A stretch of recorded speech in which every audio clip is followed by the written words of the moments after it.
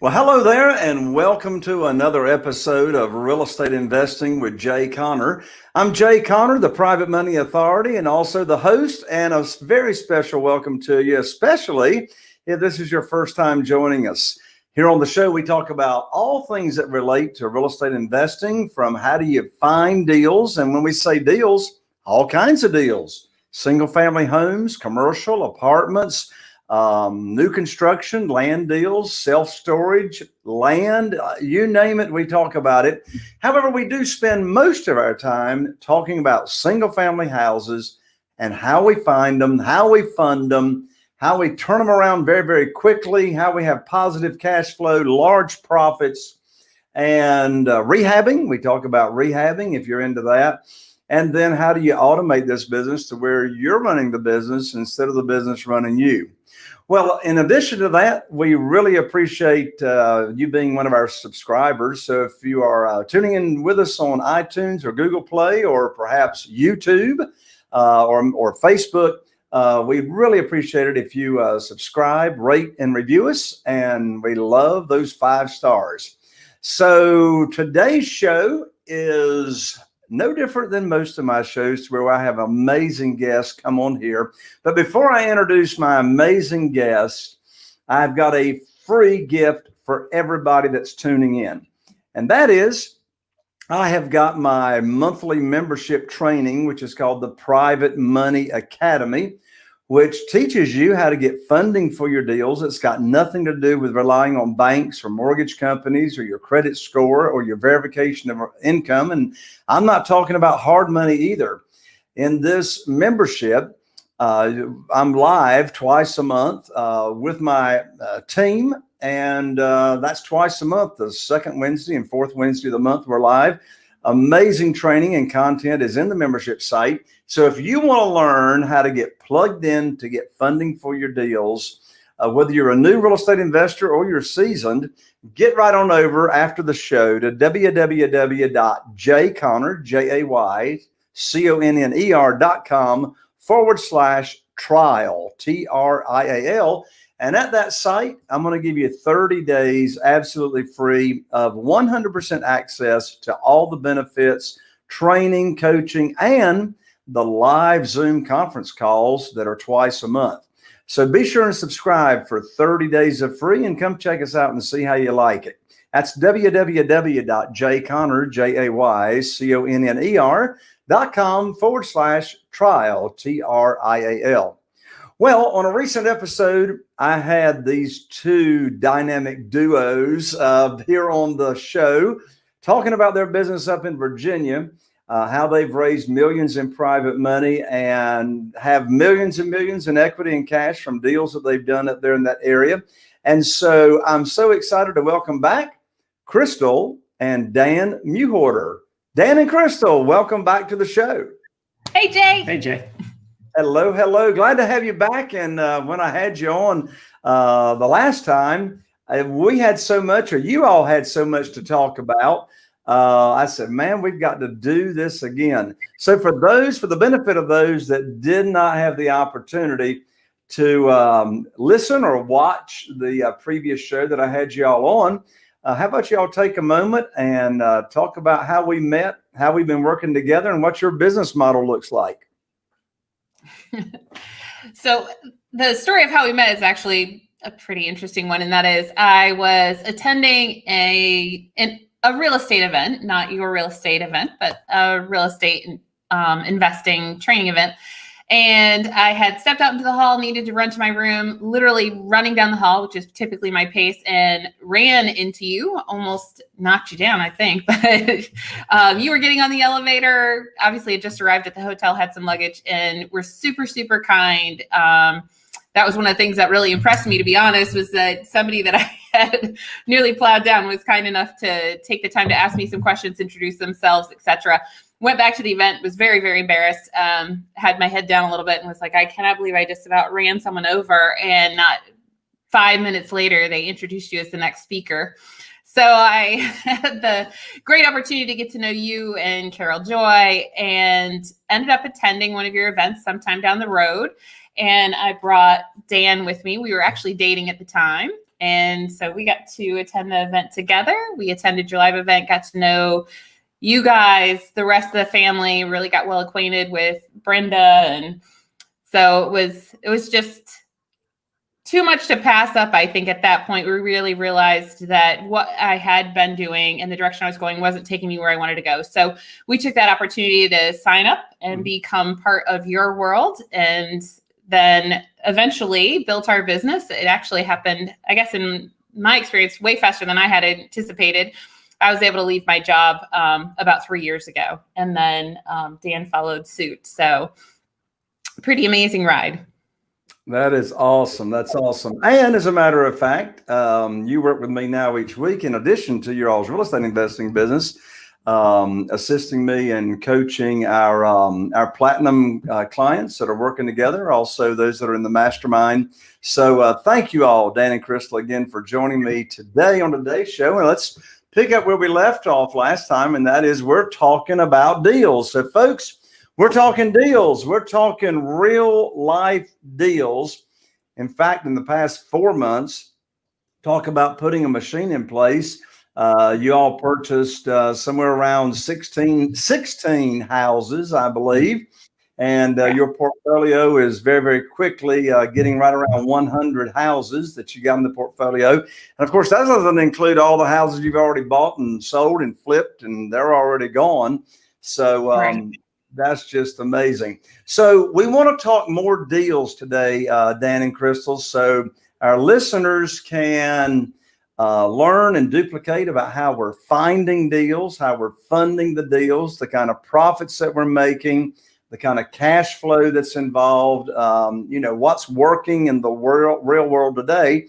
So what's the first deal that we want to talk about today? We're going to talk about a property that's on Riverside Court, and it is a 3-bedroom, 1.5 bath. Do you want me to keep talking, or are you going to ask me questions? Because it's well, depends on how you want the flow.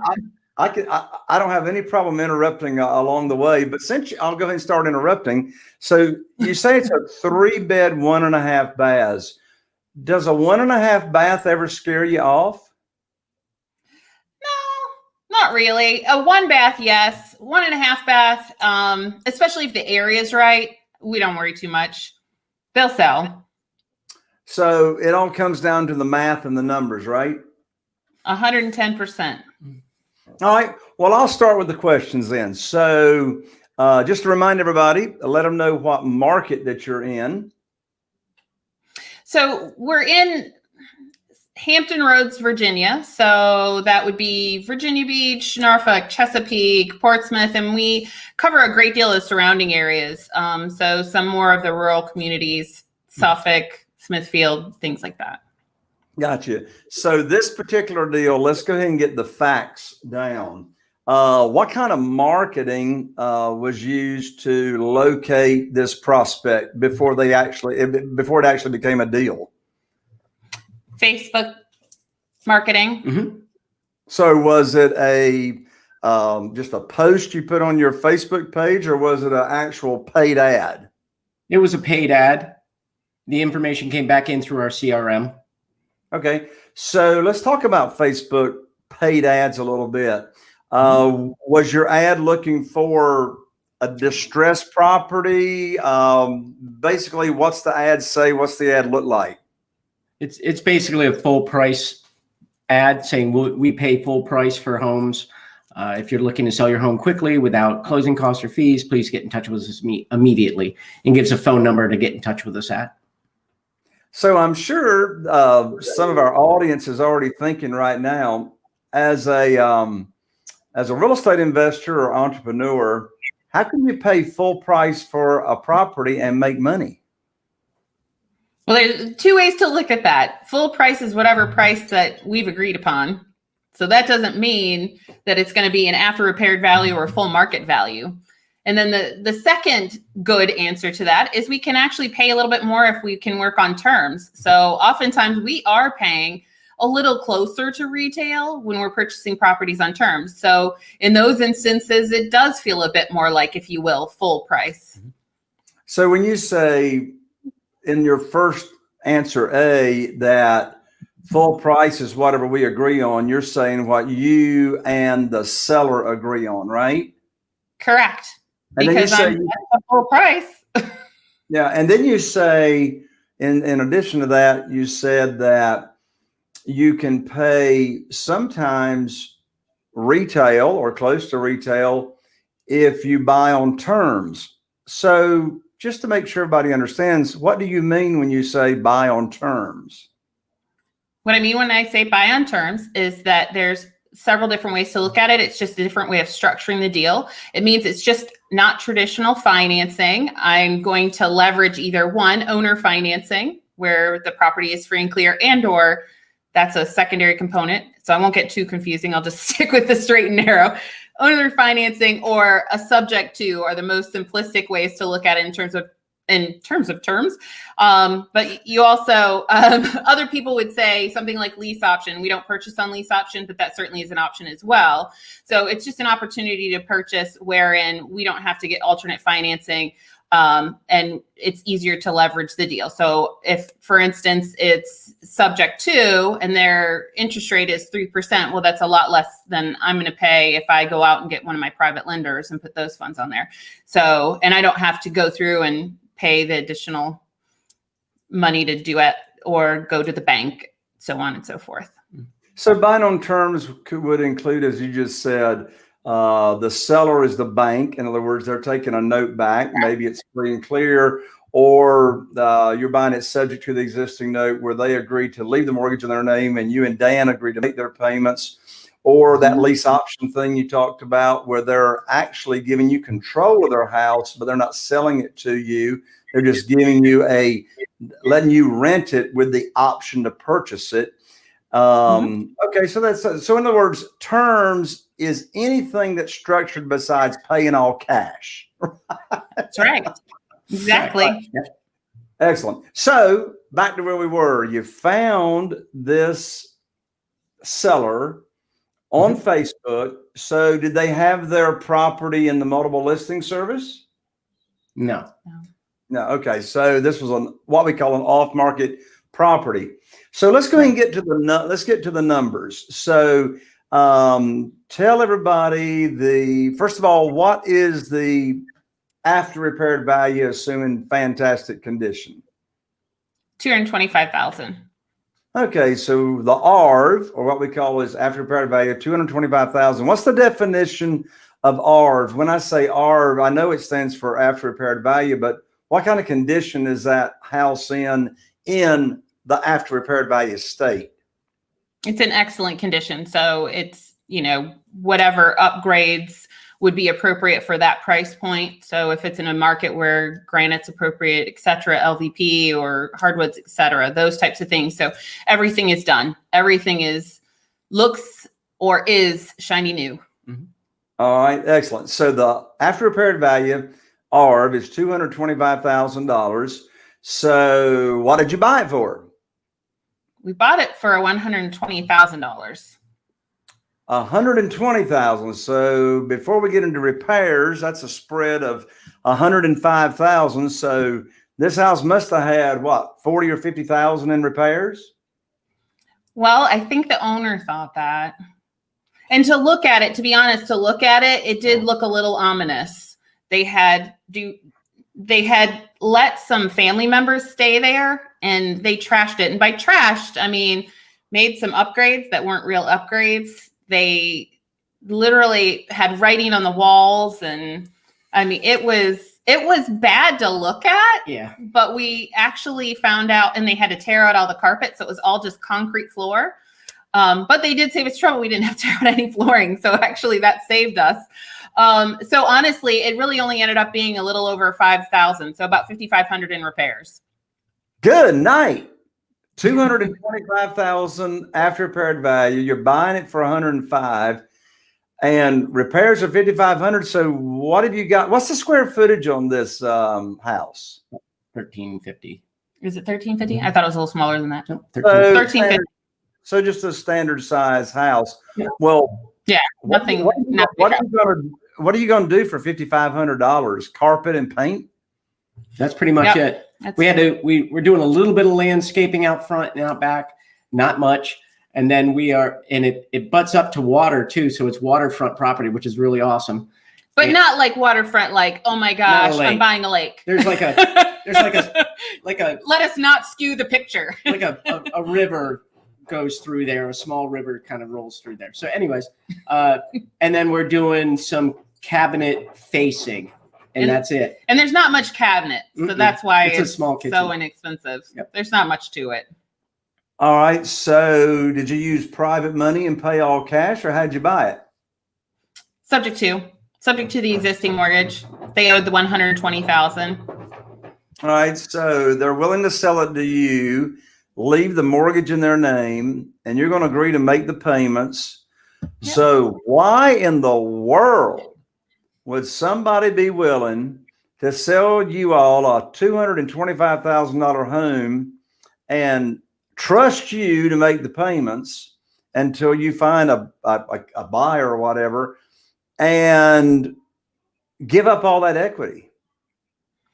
Well, I think the big picture is really understanding what's happening with individuals. So, we've spoken about this before, and the whole trust me to do it. There's a couple of reasons that they trust me to do it. The first reason is they need more help than that puts them in a situation that I can be there to assist. So then you're not thinking so much about, oh my gosh, I'm going to have them, take over this mortgage. You're thinking more about, I'm getting some debt relief and I'm changing my situation. Mm-hmm. So the reality here is the motivation, not so much the trust. But I will say this for everybody that's watching, there is a piece to building a trust component. That's part of the conversation. That's also just your image that's out in the world. So by all means, I always tell people, check us out, because if we're not doing what we're supposed to be doing, it's really difficult to hide that.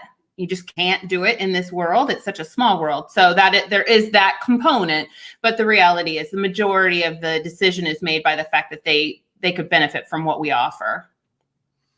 Now, I will tell you go ahead. No, go ahead. I was just gonna say, in their situation, they were military, had lived out of the area, had entrusted this house to family trashed the house. They come back. Now their situation is a little bit more dire, i.e. they've got to figure out where they're going to live because this situation isn't good. Can they repair it? Well, they're looking at it. It does look rather ominous. It looks like it's going to require quite a bit to get repaired, which means cash out of the pocket that they just didn't have. And then in addition, they were having a baby and they needed more room, an additional child. And so they just felt under the gun to try to make some decisions to help them be in a better situation. So those are really the drivers in this scenario. It was just, we need help. We can't afford to invest what we need to get invested. Originally, the discussion was, I thought it would be worth more, but looking at it, we kind of we're all under the thought process that, it was going to take quite a bit to get this up to speed. After kind of getting the cleanup done and after they'd moved their things out, it did definitely adjust right what that looked like. When they have a whole bunch of stuff laying all over the place, it's really difficult for them and for us to weed through all that and say how much repair really needs to be done here. So once they vacated and they had everything removed, then it was easier to see with our contractor said, it's really not that bad. Well, and I think the reality is, we knew it had plenty of equity. So we knew if we could come to an agreement that gave us room, we were fine either way. We just didn't know how fine. So do you think they didn't want to list it with a realtor because they didn't want to put the time or the money into cleaning it up, fixing it up, getting it ready to actually market? Yeah. So when you look at all those objectives, one, the first piece is having the money, time, energy to get it fixed up and in a condition that it could be listed on the market. Two, the amount of time that it would take to sell with a realtor. It's not a guarantee. There's no given. It's not like our situation where we come in and say, hey, we can do this now. We have a 48-hour turnaround time at typically most that we can get all the documentation prepared at our attorney's office and ready to sign. So that looks a lot different. And then finally, there's no commission. So they didn't have to pay us anything in order to make this happen. So all those made it obviously far more attractive to deal with us than it would to try to list this thing in that whole process. Were there payments, were there mortgage payments current when you started to take it over? They were current. So it wasn't like they were behind. So the pressure wasn't as high from that standpoint. I really feel like it was everything else. This is the absolute overwhelm. To see their faces, it was really heartbreaking to see their faces when they were talking. This is their family that did that to their house. And so I think it was really just more, that was so much more motivating. And they felt like they were in a time crunch because they had a baby on the way. And, and they already had a child and they're trying to raise them in this house, in this mess. And that was much more the pressure than it would have been far more pressure to be behind in payments, but they weren't. Gotcha. So gross profit on this house is right around $100,000. So the mortgage payment that you all agreed to pay, but they agreed to leave the mortgage in their name until everybody's cashed out. How much is the monthly mortgage payment? $850. $850. And so what is your planned disposition of this property? Are you just going to put it on the market and sell it? What's the exit strategy? Our exit strategy is rent to own. When we have something that looks like this and cash flows this well, we're not super anxious to just go throw it on the market. However, we could, right? I mean, obviously there isn't any reason we couldn't just turn right around and flip it. But if we hold it for a while and we put a rent to own buyer in there, we have the benefit of, one, obviously having monthly cash flow, which is something that we really like in our portfolio, which is why we maintain them for a time period and help work them through the process. It helps somebody that wouldn't normally be able to buy a house, so has that added benefit. And then on the cash out on the back end, we can elevate the price anywhere from 5 to 10% typically. So the after repaired value is $225,000. How much will you market it for as far as the rent to own sale price? Oh, I don't know if neither one of us ran that number, but I'll tell you in a second. I can tell you. So you're going to be somewhere between $229,000 and $239,000, right? Exactly. Yep. I would actually probably go about 237, 238. I like odd numbers. 238, 789. There you go. I do that a lot. So at that price point on rent to own, what would be a minimum? So when you sell it on rent to own, take a moment and tell everybody how your rent to own program works. You're going to get money when you have a buyer, but what's your agreement look like, and what's the cash flow look like? Yeah. And how much are you going to rent? How much are you going to rent it out for while they're in the rent to own program? $1,650. $1,650. My lands, that's highway robbery. So you're going to have a positive. So you're going to have a positive cash flow of $800, right? About $750. Yeah. Between about 800. I think we were looking at a different one. Oh, it is. It's 850. There you go. Sorry, okay. 800. So positive cash flow of 800, 850 a month. And what other cash flow have you got coming in on the exit strategy? So on the exit strategy, we also obviously will have a non-refundable option fee. So about 5%. So somewhere in the ballpark, about 25 grand. Nice. So I've in this case study, in this story, I've heard quite a few takeaways. So Dan, what takeaways? I mean, just to summarize this story, should people learn from this story? Okay. When you're having a conversation with someone and you're identifying the best ways to buy their home from them, make sure you listen to their story so you understand exactly what's going on with them. And that's going to drive the direction of your conversation with that individual, that family. So as long as you can identify with them in some way, shape, or form and say, look, here's all the options on the table that fit what your needs are, and here's how quickly we can help you, then there might be something that occurs in that conversation that you wouldn't normally get as a realtor or somebody just coming in and saying, I'll give you X amount for your house, as a typical investor might do. So in this case, as she said, the individuals were having another baby. They needed something very quickly.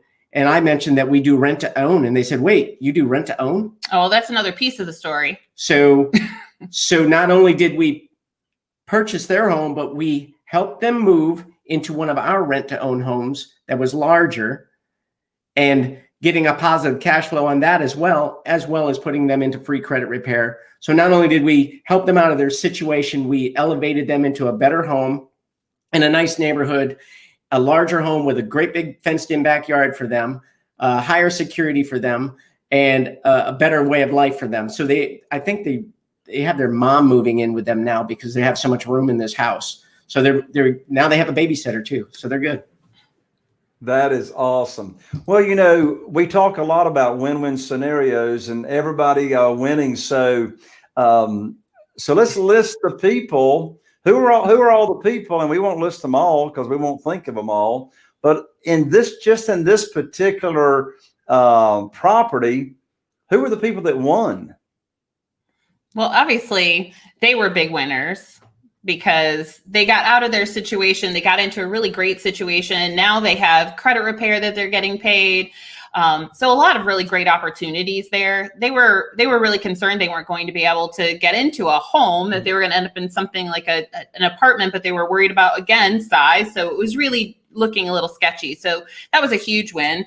Obviously, we had a big win because we obviously are making, right, income on both ends, but we also were able to help these people. And then really, let's just be honest. So we've got the credit repair guy, we've got our contractor, they're all, in great situations. The reality is I don't think they would have been able to work their way out of that situation. So the bank probably won too, because they're going to keep on getting paid on this house, like no matter what.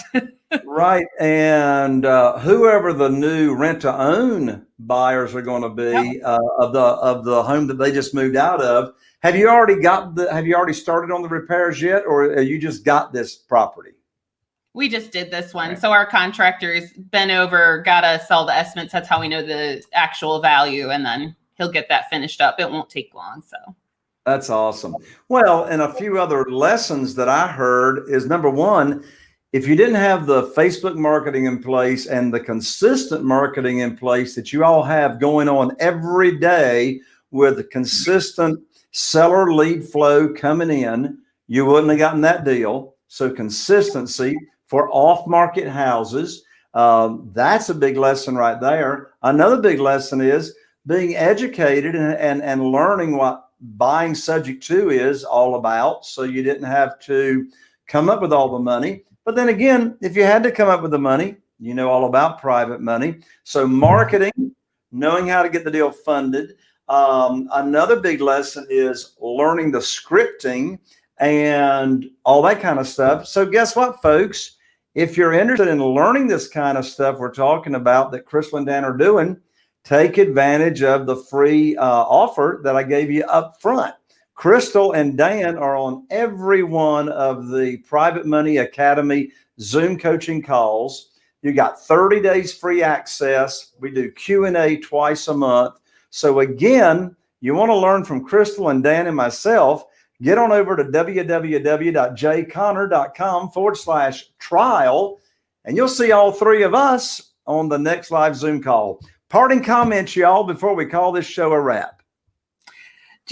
I also want to say, in terms of, lessons learned, I hope everyone was listening. One of the key things is finding out what they needed, but not jumping out and just automatically making an offer. So even though he originally said he thought that maybe he could get more, our original thought was, all right, well, but there's a lot to be done, and how's this going to get done? So be really queued up on their need, like Dan said, but don't be so focused on getting your number out there. Right. And then beyond that, just thank you guys so much. Make sure you do plug in. This is a great space to learn. We really look forward to the opportunity interacting with all of you. And thank you, Jay, for having us. It's always fantastic to be here with you on the show. Thank you, Crystal. Dan? What she said. Hey, Jay's giving you some free training. Always take the free training. Get on board, visit, interact, ask questions. Well, you know what? I tell folks about free training. If you don't like the free training, I'll give all your money back. So there you go. So look, Crystal and Dan, thank you so much for joining me. We always have a great time. And hey, we'll see you on the next Zoom coaching call for the Private Money Academy members very soon. So I'll see you all very soon. I know we'll be talking. And with that, folks, thank all of you for joining in here with us at Real Estate Investing with Jay Conner. I'm Jay Conner, the Private Money Authority, wishing you all the best. And here's to taking your real estate investing business to the next level. I'll see you on the inside.